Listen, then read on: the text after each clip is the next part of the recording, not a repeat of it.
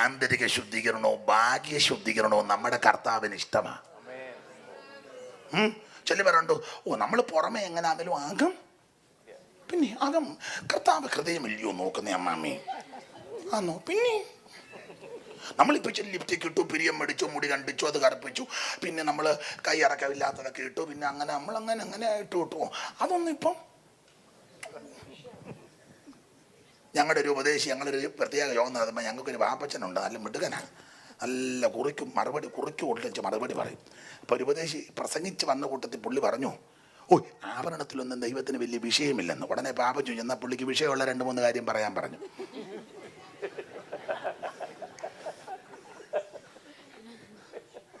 അവൻ കയറി അങ്ങ് അടിച്ചതാ, ആഭരണത്തിലൊന്നും ദൈവത്തിന് വലിയ വിഷയമില്ല പ്രിയരേ. എന്നാ പാപ്പച്ചൻ ഇടുന്ന പുള്ളിക്ക് വിഷയമുള്ള 3-4 കാര്യം മനസ്സിലായി കാണുമല്ലോ.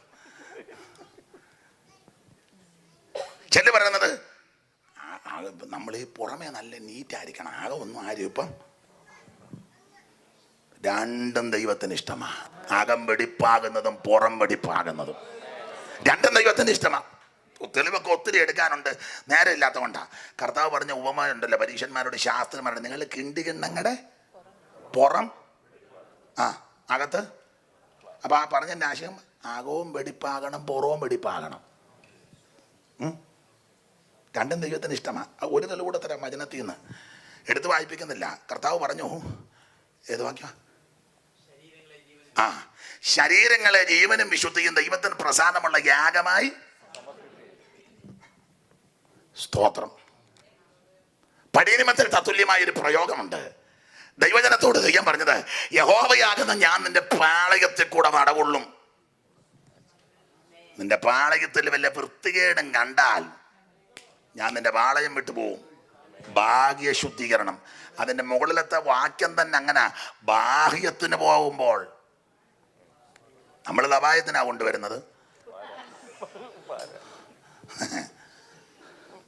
സാക്ഷിക്ക് എഴുന്നേൽക്കുമ്പോഴാണ് അതിനല്ല പാര.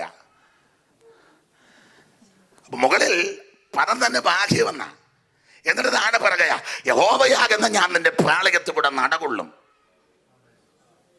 2 കാര്യത്തിനാ ദൈവം വരുന്നത് അവിടെ. ഒന്ന്, നിന്നെ രക്ഷിക്കാൻ ശത്രുക്കളുടെ കയ്യിൽ നിന്ന്. Praise the Lord. നിന്നെ രക്ഷിക്കാൻ വരിക. 2, നിന്റെ ശത്രുക്കളെ കീഴ്പ്പെടുത്താൻ ഞാൻ നിന്റെ പാളയത്തിന്റെ നടുവിൽ കൂടെ വരും.